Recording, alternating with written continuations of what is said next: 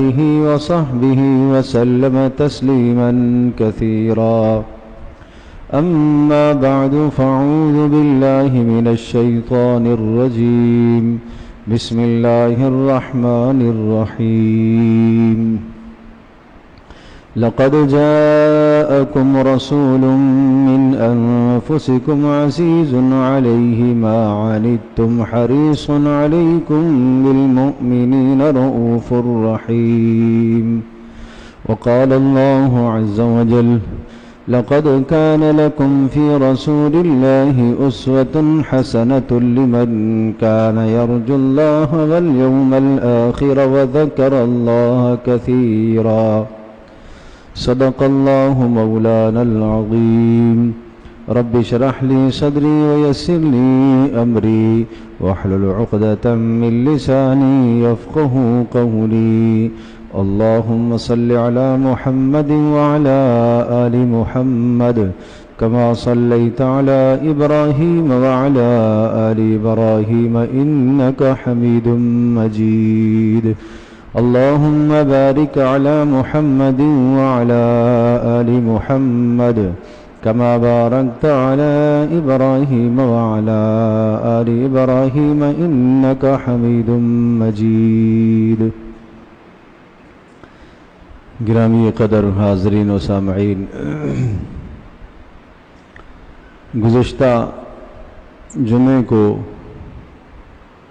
دل کی پاکیزگی اور دل قرآن اور حدیث سے متاثر کیسے ہو، اس کے لیے چند گزارشات عرض کی تھیں کہ پیارے پیغمبر صلی اللہ تعالی علیہ وسلم کی زندگی کے تذکرے اس مبارک مہینے میں کثرت سے ہوتے ہیں اور ہر سال ہوتے ہیں.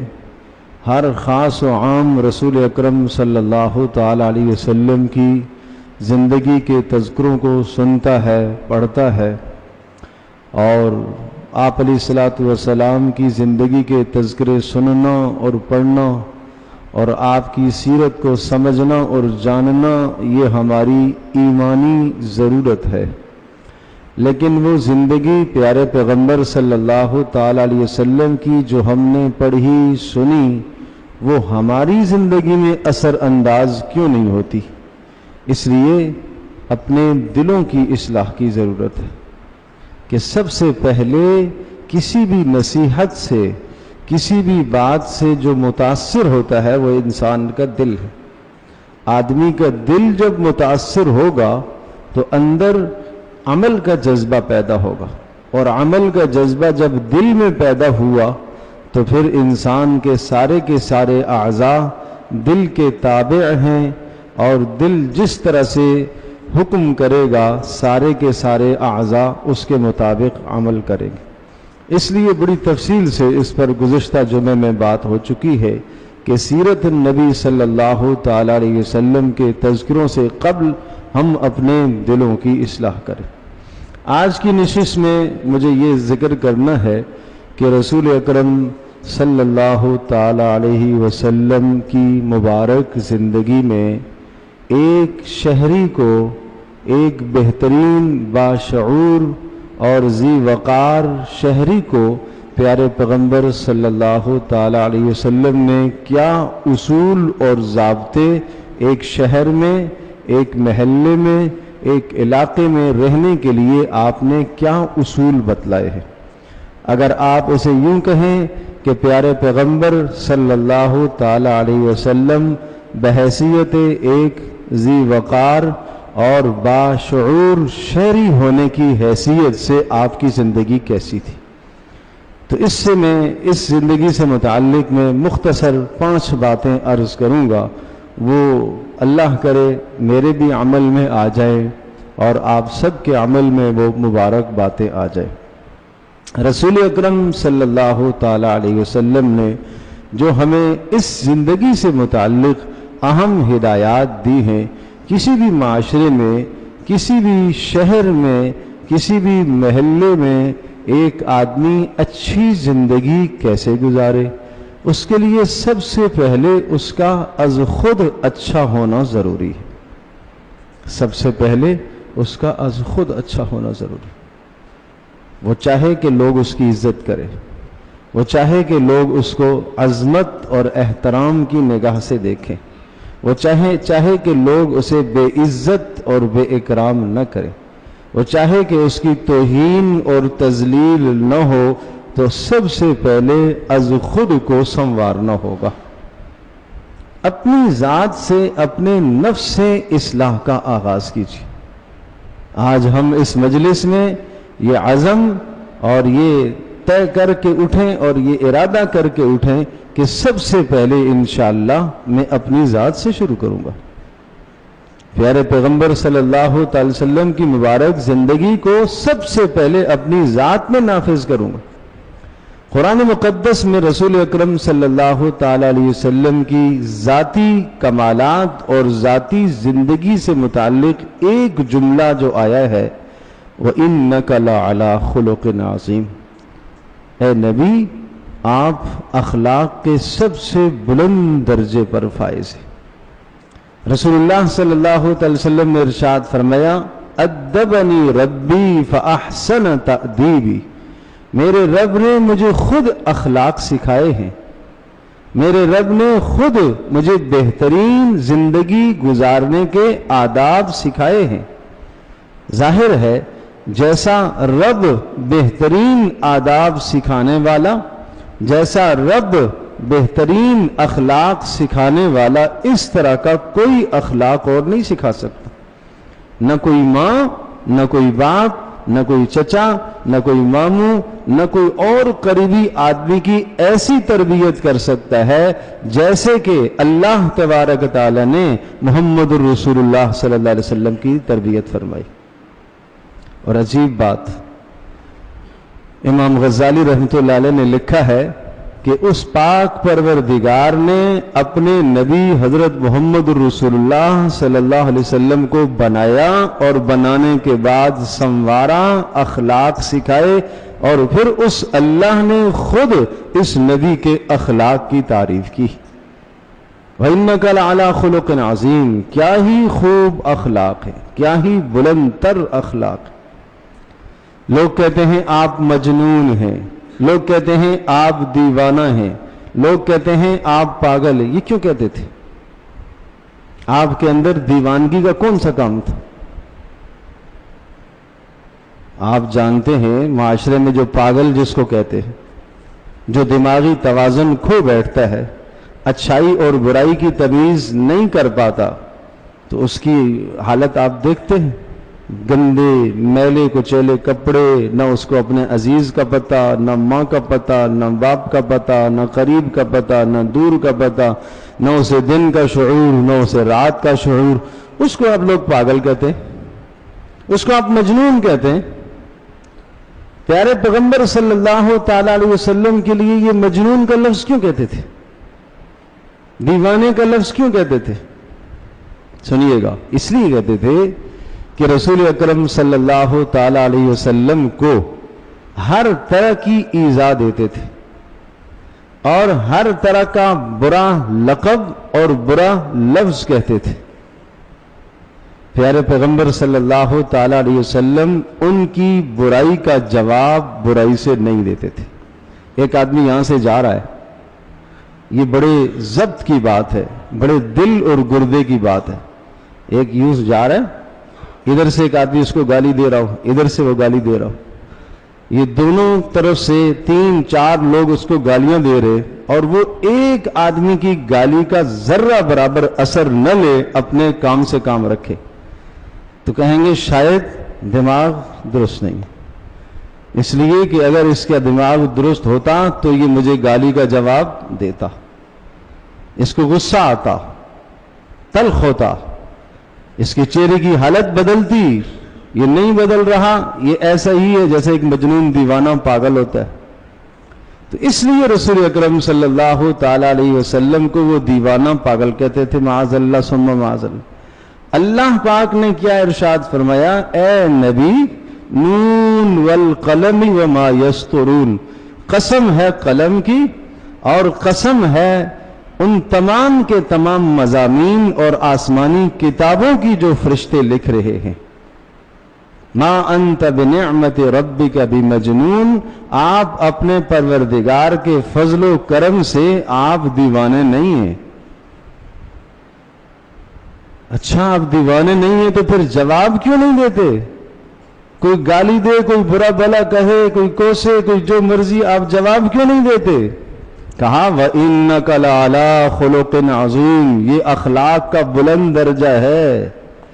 جس کو تم جنون کہتے ہو، جس کو تم دیوانگی کہتے ہو، یہ پیارے پیغمبر صلی اللہ تعالی علیہ وسلم کے بلند اخلاق ہیں. یہ بلند اخلاق، یہ دیوانگی نہیں ہے.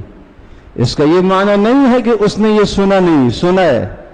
اس کا یہ معنی نہیں کہ اس کو گالی دی گئی ہے اور اس کو گالی سمجھ میں نہیں آئی، آئی ہے لیکن جواب نہیں دیتا. کیوں؟ یہ اس کے بلند اخلاق ہیں. اس لیے رسول اللہ صلی اللہ علیہ وسلم بڑا ایک عجیب ایک جملہ کہا کرتے تھے.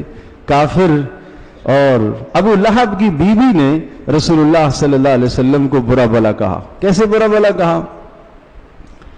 وہ کہتی تھی مذمم. مذمم کا معنی میں سمجھاتا ہوں اس طرح سے، ایک آدمی کا نام صادق ہو. صادق کا معنی کیا ہوتا ہے؟ سچا، سچ بولنے والا. تو جب وہ داخل ہوا تو آپ نے کہا کاذب آیا ہے. کاذب کا معنی کیا ہے؟ جھوٹ بولنے والا. تو آپ نے اس کا نام یوں بگاڑ کر کہا اس کا نام تو ہے صادق، اور آپ نے اس کو کہا کون آیا؟ کاذب آیا، جھوٹا آیا. تو پیارے پیغمبر صلی اللہ تعالی وسلم کا نام ہے محمد. کیا معنی؟ ساری کائنات جس کی تعریف کرتی رہے لیکن تعریف ختم نہ ہو، یہ ہے محمد کا معنی. اور اس خاتون نے کیا کہا؟ ام جمیل نے مذمم، کہ جس کی برائی بیان کی جاتی رہے. مذمم، یہ معنی ہے مذمم کا. تو جب اس نے کہا مذمم تو لوگوں کو تو یہ لفظ مل گیا، اب محمد کے بجائے مذمم کہنے لگے مشرکین.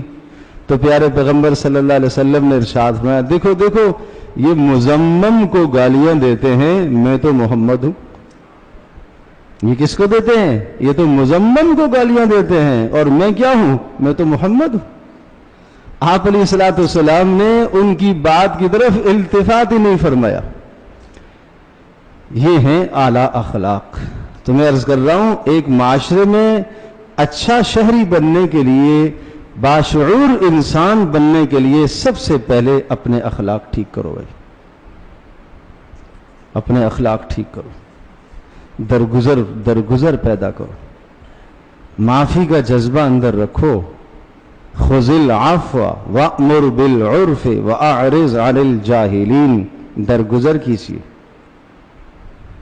درگزر کیجئے اور جاہلوں سے آپ اعراض کیجئے. جاہل کے ساتھ جاہلانہ حرکت کر کے اپنے آپ کو مت الجھائیے، اپنے آپ کا وقت مت ضائع کیجئے. آپ تصور تو کرو، انس بن مالک رضی اللہ تعالیٰ عنہ ارشاد فرماتے ہیں ایک مرتبہ میں پیارے پیغمبر صلی اللہ علیہ وسلم کے ساتھ جا رہا تھا. میں پیچھے پیچھے ہوں، آپ آگے آگے چل رہے تھے. فرمایا کہ فَأَدْرَكَهُ أَعْرَابِيٌّ، ایک بدو دیہاتی آپ کو مل گیا، اور اس نے کیا کیا؟ رسول پاک صلی اللہ تعالی علیہ وسلم کی ردا اور چادر کو پکڑ لیا. فَجَذَبَهُ جَذْبَةً شَدِيدَةً. انس بن مالک کہتے ہیں کہ زور سے کھینچا اس نے، اور اس طرح سے کھینچا کہ میں پیارے پیغمبر صلی اللہ تعالی علیہ وسلم کا انی انظر الی صفحۃ عاتقہ، میں آپ علیہ السلام کے مبارک کندھے پر اس کے کھچنے کے آثار بھی دیکھ رہا ہوں، مجھے نظر آ رہے ایسے چادر کے نشان پڑ رہے. اور پھر کہنے لگا مرلی مالا من مال اللہ الذی اعطاک، اللہ نے جو آپ کو مال دیا ہے اس میں سے مجھے بھی دو.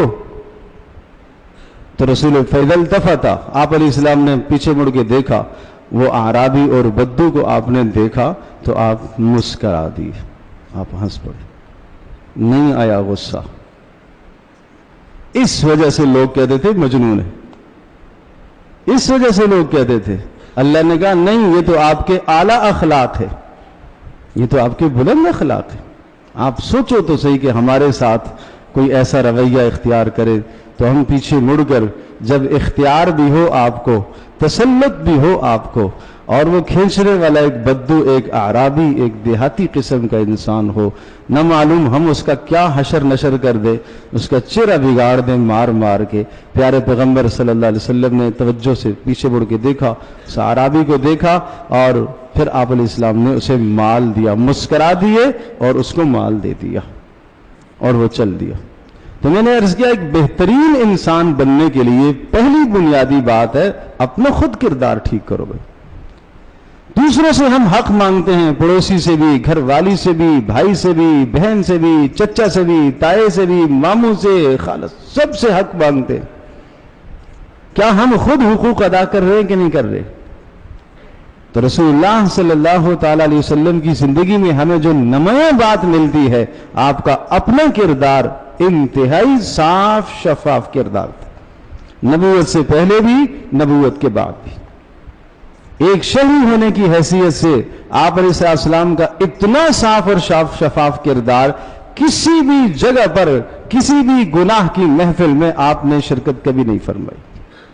یہ اپنا کردار ہے نا، تاکہ معاشرے میں آپ کی عزت ہو، تاکہ معاشرے میں آپ کا مقام ہو، لوگ آپ کو عزت کی نگاہ سے دیکھیں، آپ کے گھر والے، آپ کے اعزاء، آپ کے اقرباء، آپ کی گھر کی زندگی بھی اچھی ہو، آپ کی باہر کی زندگی بھی اچھی ہو.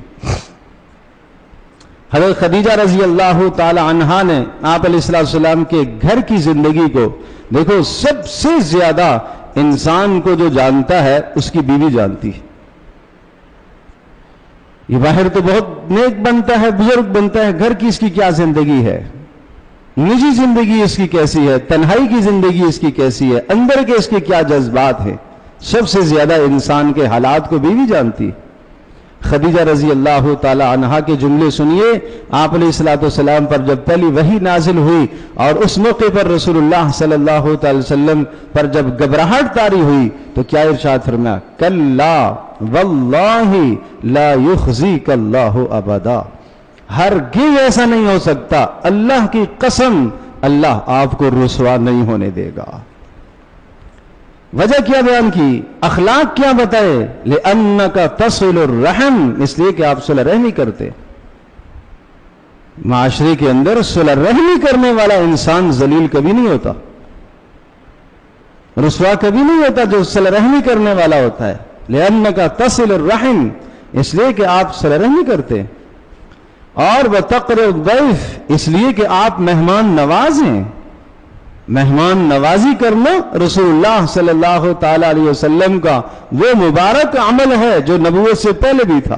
یہ وہ اوصاف ہے جو نبوت سے پہلے کے حضرت خدیجہ گنوا رہی ہیں. آپ تو مہمان نواز ہیں. اور فرمایا وَتَكْسِبُ الْمَعْدُومِ، بے روزگار لوگ، حاجت مند لوگ، ان کو آپ کسی روزگار پر فراہم اور روزگار پر کھڑا کرتے ہیں، آپ ان کی یہ مدد کرتے ہیں. وَتُعِينُ عَلَى نَوَائِبِ الْحَقِّ، اور جب بڑی بڑی مصیبتیں کسی پر آن پڑتی ہیں اور کوئی ساتھ نہیں دینے والا ہوتا تو آپ ساتھ کھڑے ہوتے ہیں. یہ آپ کے اخلاق بیان کیے، یہ آپ کا کردار بیان کیا. بحیثیت ایک شہری ہونے کے، بحیثیت ایک باشعور شہری ہونے کی حیثیت سے حضرت خدیجہ رضی اللہ تعالی عنہا یہ آپ کا کردار بتا رہی. تو میرے عزیز دوستوں بزرگوں، کیا یہ زندگی، یہ باتیں اس قابل نہیں ہے کہ میں اور آپ اپنائیں؟ ہمیں اپنانا چاہیے نا. ہم کب سے اپنانا شروع کریں گے؟ آخر ہم کب سے اپنی زندگی کو بدلیں گے؟ کیا 30 سال ہو گئے، 40 سال ہو گئے، 50 سال ہو گئے، 60 سال ہو گئے اس زندگی کو گزرتے گزرتے گزرتے بالآخر موت کے منہ میں چلے جائیں گے. کون سا ربیع الاول آئے گا جو میری اور آپ کی زندگی کو بدلے گا؟ کون سا رمضان آئے گا جو میری اور آپ کی زندگی کو بدلے گا؟ اگر آج ہم نے اپنے آپ کو نہ بدلا تو کیا کوئی موت کی ضمانت ہے؟ کیا کوئی موت کی گارنٹی ہے؟ کیا کوئی اللہ کے ساتھ ہم نے عہد اور ایگریمنٹ کیا ہوا ہے کہ مجھے موت آنے سے پہلے آپ اطلاع کریں گے؟ جب ایسی چیزیں نہیں ہیں، سب کچھ نہیں ہے، تو پھر پیارے پیغمبر صلی اللہ تعالی علیہ وسلم کے سامنے سرخرو ہونے کے لیے اور اس بات کے مستحق میں اور آپ بن جائیں کہ آپ ہماری سفارش کریں، پھر پیارے پیغمبر صلی اللہ علیہ وسلم کی ان صفات کو اپنانا ہوگا۔ اب میں وہ مختصر سے وہ 5 باتیں ذکر کرتا ہوں۔ یہ تو میں نے بتایا اپنا کردار کیا ہونا چاہیے۔ اب دوسروں کے ساتھ رسول اللہ صلی اللہ تعالی علیہ وسلم نے 3 قسم کے لوگوں کا تذکرہ فرمایا ایک روایت میں، چونکہ معاشرے میں ان 3 لوگوں کے ساتھ آدمی کا واسطہ پڑتا ہے، سابقہ پڑتا ہے۔ نمبر 1 بچے، نمبر 2 بوڑھے، اور نمبر 3 اہل علم، علماء، اہل فضل، دیندار لوگ خاص طور پر۔ تو رسول اللہ صلی اللہ علیہ وسلم نے ارشاد فرمایا من لم یرحم صغیرنا، جو ہمارے چھوٹوں پر شفقت رحم کا معاملہ نہیں کرتا، وہ شخص میرا نہیں، وہ میرا نہیں، وہ میرا امتی کہلانے کا مستحق نہیں ہے۔ وہ حوض کوثر پر مجھ سے جام کوثر پینے کا متمنی ہرگز نہ ہو، وہ میدان محشر میں مجھ سے سفارش کی توقع ہرگز نہ رکھے جو چھوٹوں پر رحم نہیں کرتا۔ تو دیکھیں ذرا اپنی زندگی کا محاسبہ کریں۔ چھوٹے بچے قابل رحم ہوتے ہیں، تربیت کے قابل ہوتے ہیں، ان کی تربیت کرنی چاہیے، انہیں سمجھانا چاہیے، انہیں بتلانا چاہیے، انہیں اخلاق سکھانے چاہیے۔ رسول اللہ صلی اللہ تعالی علیہ وسلم کے خادم خاص حضرت انس بن مالک رضی اللہ تعالی عنہ فرماتے ہیں میں رسول اللہ صلی اللہ تعالی علیہ وسلم کی خدمت میں رہا، میں نے 10 سال کا زمانہ گزارا، اور بڑا طویل زمانہ ہے 10 سال کا۔ آپ علیہ الصلوۃ والسلام نے مجھے اخلاق سکھائے۔ ایک مرتبہ ایسا ہوا کھانے کے دوران میرا ہاتھ پلیٹ میں چاروں طرف گھوم رہا تھا، آپ علیہ الصلوۃ والسلام نے مجھے ادب سکھایا، یا غلام سم اللہ وکل مما یلیک، بیٹا سامنے سے کھاؤ، اللہ کا نام لیا کرو اور سامنے سے کھایا کرو۔ ایک مرتبہ آپ علیہ الصلوۃ والسلام کھانا تناول فرما رہے تھے، ایک بچہ یا ایک بچی، راوی کہتے ہیں بچہ تھا یا بچی تھی، دوڑتا ہوا آیا اور کھانے میں ایک دم سے اس نے اپنا ہاتھ ڈالنا چاہا، آپ نے ہاتھ پکڑ لی۔ رسول اللہ صلی اللہ علیہ وسلم رحمت للعالمین ہیں، کھانے سے روکا، کیوں؟ آپ نے پہلے اسے بسم اللہ پڑھوائی، پھر اس کو کھانے میں شامل کرایا، اور پھر آپ نے بتلایا کہ شیطان اس کے ذریعے سے کھانے میں شامل ہونا چاہ رہا تھا۔ ہم تو سب نے بسم اللہ پڑھی ہوئی تھی، اس نے نہیں پڑھی تھی، بلا بسم اللہ کے شیطان اس کے راستے سے آنا چاہ رہا تھا، اور میں نے اس کا ہاتھ اس لیے پکڑ لیا۔ یہ کیا ہے؟ یہ آپ کی تربیت ہے، یہ بچوں پر رحم ہے کہ آپ ان کی تربیت کریں، آپ ان کو اخلاق سکھائیں، ان کو کردار سکھائیں۔ مسجد میں آپ لے کر آ رہے ہیں، اپنے ساتھ کھڑا کریں، آزاد نہ چھوڑ دیا جائے بچے کو، گلی میں محلے میں آزاد نہ چھوڑو ان کو، وہ جہاں چاہیں جائیں اور جو چاہیں زبان سے بولیں، نہیں، وہ جس کے پاس چاہیں بیٹھیں اور ان کی خالی تختیوں پر جو آدمی جو چاہے نقش کرے، یہ ظلم ہے، یہ بچے پر رحم نہیں ہے، یہ بچے پر رحم نہیں ہے۔ رسول اللہ صلی اللہ تعالی علیہ وسلم، انس رضی اللہ تعالی عنہ فرماتے ہیں میں رسول اللہ صلی اللہ علیہ وسلم کی خدمت میں موجود تھا، ایک خاتون آئی آن حضرت صلی اللہ علیہ وسلم سے کوئی بات پوچھنے کے لیے، پیارے پیغمبر صلی اللہ علیہ وسلم اسے بات بتا رہے، رسول پاک صلی اللہ علیہ وسلم کے پاس تو ہر قسم کے لوگ آتے تھے، آپ نے نگاہ نیچی جھکائی ہوئی اور اس کی بات کو سن رہے، اور اخلاق اور کردار کا یہ حال تھا کہ اگر کوئی راستے میں پیارے پیغمبر صلی اللہ علیہ وسلم کو یوں کھڑا کر لیتا تو جب تک وہ نہ ہٹتا آپ نہ ہٹتے، آپ کھڑے رہتے، سن لیتے اس کی بات۔ اس طرح سے بات سن رہے تھے اور میں اس عورت کے چہرے کی طرف دیکھ رہا تھا۔ انس رضی اللہ تعالی عنہ کی عمر اس وقت 10 سال یا 11 سال کی تھی۔ پیارے پیغمبر صلی اللہ علیہ وسلم نے مجھے دیکھا اور اپنا ہاتھ مبارک میری ٹھوڑی پر یوں رکھ کے ہاتھ میرا چہرہ پھیر دیا، میرا چہرہ پھیر دیا۔ کیا ہم نے اپنے بچوں کو یہ تربیت کبھی سکھائی ہے؟ ابھی تو بچہ ہے، ابھی تو بچہ ہے۔ اس کو کیا ضرورت ہے پردہ کرنے کی، اس کو کیا ضرورت ہے نظریں نیچی کرنے کی، اس کو چچا ذات چچا کی بیٹی سے، ماموں اور خالہ کی بیٹی سے یہ پردہ کرے، اور ماموں بھی چڑنا شروع کر دے، خالہ بھی جناب اور خالو بھی اور چچا بھی جناب، یہ تو ہمیں غیر سمجھتا ہے۔ میرے عزیز دوستو اور بزرگوں، پیارے پیغمبر صلی اللہ علیہ وسلم کی یہ تعلیمات ہیں کہ بچوں کو محرم رشتے غیر محرم رشتوں میں فرق بتلاؤ، یہ آپ کی ذمہ داری ہے، یہ بڑوں کی ذمہ داری ہے۔ تو من لم یرحم صغیرنا، بچوں پر رحم یہی ہے، رحم کرنا ہر اعتبار سے، ان کو جائز بات بتلانا، ناجائز سے ان کو روکنا، ان کی پاکی، ان کی طہارت ہر باپ کی ذمہ داری ہے۔ ایک باپ بڑا پیار دیتا ہے، شفقت دیتا ہے، ہر طرح کا خیال کرتا ہے بچوں کا، لیکن تربیت بچوں کو نہیں دیتا، اس نے بچوں پر رحم نہیں کیا، بچوں کو اچھائی برائی نہیں سکھاتا، دین نہیں سکھاتا، دین سیکھنے کے مواقع فراہم نہیں کرتا، تو اس نے اپنے بچے پر رحم نہیں کیا۔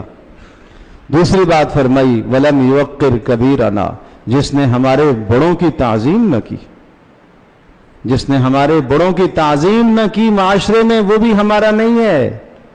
بڑوں کی تعظیم، بزرگوں کی تعظیم، سفید ریش ان کی تعظیم کرنا، یہ ادب سکھایا جوان کو پیارے پیغمبر صلی اللہ علیہ وسلم نے کہ جب تم کسی بوڑھے کی تعظیم کرتے ہو، اس کی عظمت کرتے ہو، اس کی خدمت کرتے ہو، اس لیے کہ یہ ایک مسلمان سفید ریش اور بوڑھا ہے، جب تم بوڑھے ہو جاؤ گے تو اللہ ایک جوان کو تیری خدمت کے لیے مقرر کر دے گا۔ یہ جوان کو تعلیم آپ نے دی ہے، یہ بہترین معاشرہ آپ نے سکھایا، یہ شہری ہونے کے آداب آپ نے بتلائے ہیں۔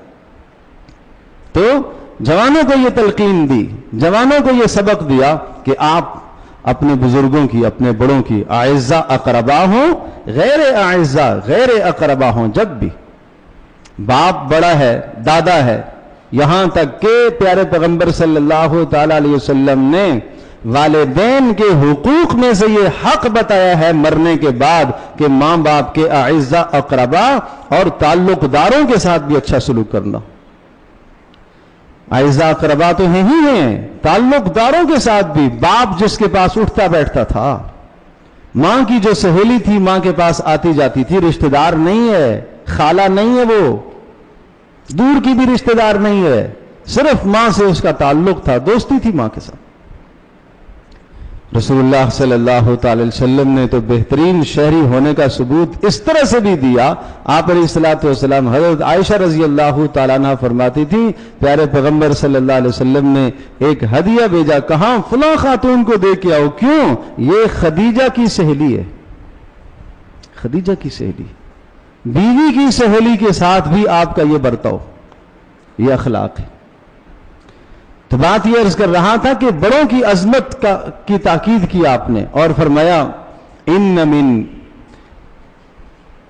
اجلال اللہ عز وجل، یہ اللہ کی تعظیم میں، اللہ کی عظمت میں یہ بات شامل ہے، اکرام ذل شیبۃ المسلم، فرمایا سفید ریش بزرگ کا اکرام کرنا، یہ اللہ کا اکرام کرنا ہے۔ سفید ریش آدمی جس کے بال اسلام میں سفید ہو چکے ہیں، جسے دیکھ کر اللہ پاک کو حیا آتی ہے، جس کے اٹھے ہوئے ہاتھ اللہ خالی واپس نہیں لوٹاتا۔ آج اگر جوان اس بوڑھے کو بدتمیزی سے پیش آئے، بےہودگی کے ساتھ پیش آئے، بدتمیزی سے پیش آئے، اپنی جوانی میں کبر کرے، غرور کرے، تکبر کرے اور بغض رکھے کسی بوڑھے سے، تو وہ اللہ تعالیٰ کی نظروں میں گر گیا ہے۔ وہ باوقار شہری کیسے بن سکتا ہے؟ اس نے خود اپنی تباہی اور اپنی ذلت کے اسباب خود پیدا کر دیے۔ تو اس لیے رسول اللہ صلی اللہ علیہ وسلم نے یہ تاکید فرمائی۔ تیسری بات وَلَمْ يُبَجِّلْ عَالِمِينَ، جو ہمارے علماء کی قدر نہیں کرے گا، اہل علم کی قدر نہیں کرے گا، اہل دین کی قدر نہیں کرے گا، فَلَيْسَ مِنَّا، یہ آدمی بھی ہمارا نہیں ہے۔ اگر یہ ہمارا ہوتا تو جو دینی اعتبار سے ہماری طرف منسوب ہے یہ ان کی قدر و منزلت پہچانتا، یہ ان کی قدر و منزلت نہیں پہچان رہا، ہمارے سے اس کا کوئی تعلق نہیں، ہمارے سے اس کا کوئی تعلق نہیں۔ اور فرمایا اہل فضل کی، اہل علم کی غلطیوں کو درگزر کرتے رہا کرو، درگزر کرتے رہا کرو۔ سبحان اللہ، ایک غلطی ہو گئی ایک صحابی سے رضی اللہ تعالی عنہ، اور وہ چونکہ بدری تھے، اہل فضل میں سے ہے، اہل علم میں سے ہیں، تو رسول اکرم صلی اللہ تعالی علیہ وسلم نے درگزر فرمایا اور صحابہ کو بھی درگزر کرنے کا حکم دیا۔ سیدنا ابوبکر صدیق رضی اللہ تعالی عنہ کے بھانجے ہیں یا بھتیجے، ان سے غلطی ہو گئی، ان کا خرچہ دیتے تھے ابوبکر صدیق رضی اللہ تعالی عنہ، گھر کا سارا خرچہ چلایا کرتے تھے، غلطی جو ہو گئی، غلطی کے بعد سیدنا ابوبکر صدیق رضی اللہ تعالی عنہ نے ارشاد فرمایا آج کے بعد میں کچھ نہیں دوں گا اسے، قسم کھا لی۔ اس پر اللہ پاک نے آیت نازل فرمائی وَلَا يَعْتَلِ أُولُو الْفَضْلِ مِنْكُمْ وَالسَّعَةِ أَنْ يُؤْتُوا أُولِي الْقُرْبَى وَالْمَسَاكِينَ وَالْمُهَاجِرِينَ فِي سَبِيلِ اللَّهِ وَلْيَعْفُوا وَلْيَصْفَحُوا۔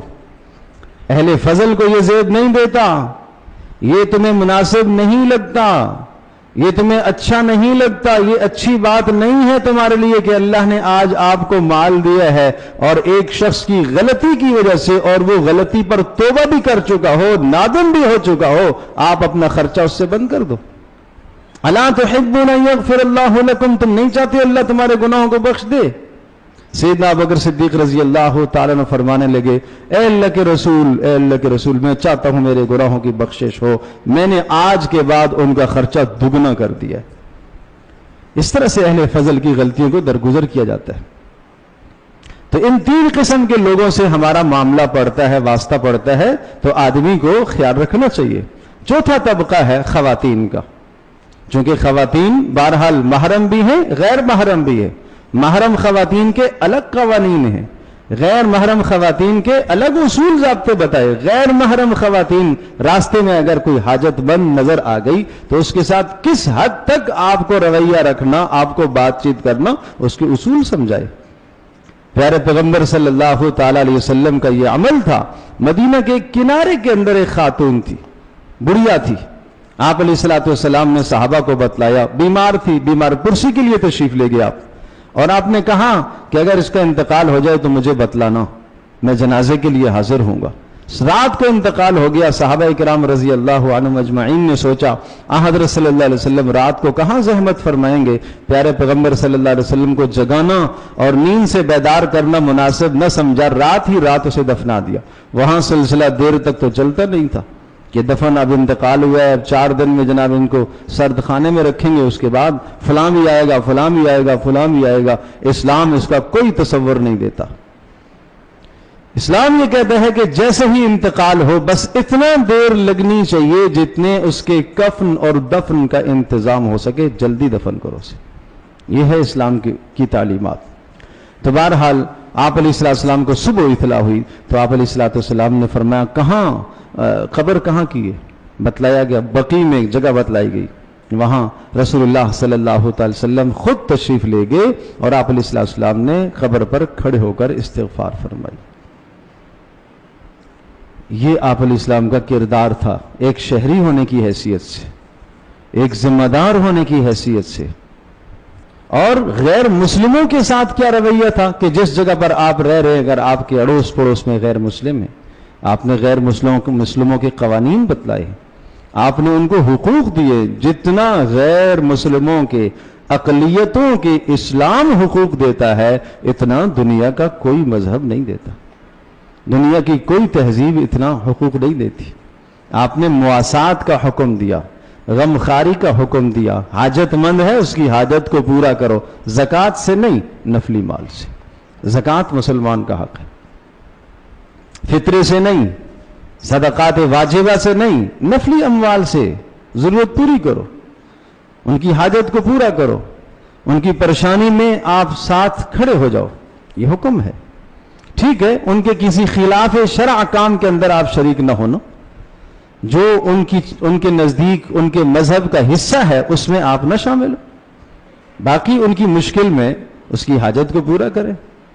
اور اسی طرح سے فرمایا کہ جو ہمارے کسی ذمہ کو، کہ جو ہمارے ملک کے اندر رہ رہا ہے اور وہ ٹیکس ادا کر رہا اور وہ ذمہ بن کر رہ رہا، وہ اقلیتوں میں سے ہے، جس نے اس میں سے کسی کو قتل کیا آپ نے فرمایا جنت کی خوشبو اس پر حرام ہے. کتنی تاکید کی. اس سے بڑھ کر کون سا مذہب تمہیں چاہیے جو اتنے حقوق دیتا ہو, اتنا تحفظ دیتا ہو.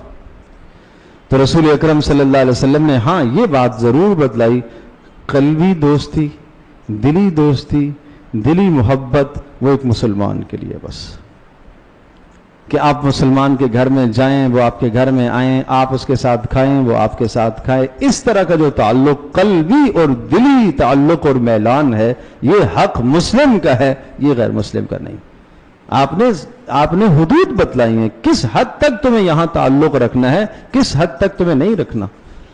تو میں یہ عرض کر رہا تھا کہ ایک بہترین شہری ہونے کی حیثیت سے ان 5 طبقات سے انسان کا عام طور پر واسطہ اور سابقہ پڑتا ہے. بہرحال یہ مضمون بہت تفصیل طلب ہے, میں انہی باتوں پر اکتفا کرتا ہوں. کوشش فرمائیے کہ بس یہ 2 باتیں, ایک تو اپنا کردار ہم ٹھیک کریں, رسول اکرم صلی اللہ تعالی علیہ وسلم کا جو اپنا کردار اور اپنے اخلاق تھے ان کو ہم اپنانے کی کوشش کریں, اور دوسرا گرد و نواح میں جو لوگ جن سے روز مرہ ہمارا سابقہ پڑتا ہے, ہمارا واسطہ پڑتا ہے, جن کے پاس ہمارا اٹھنا بیٹھنا ہے, ہمارے ان کے ساتھ معاملات ہیں, ان کے ساتھ بھی ہم اخلاق اور بہترین کردار کے ساتھ پیش آئیں. یہ رسول اللہ صلی اللہ علیہ وسلم کی سیرت طیبہ ہے.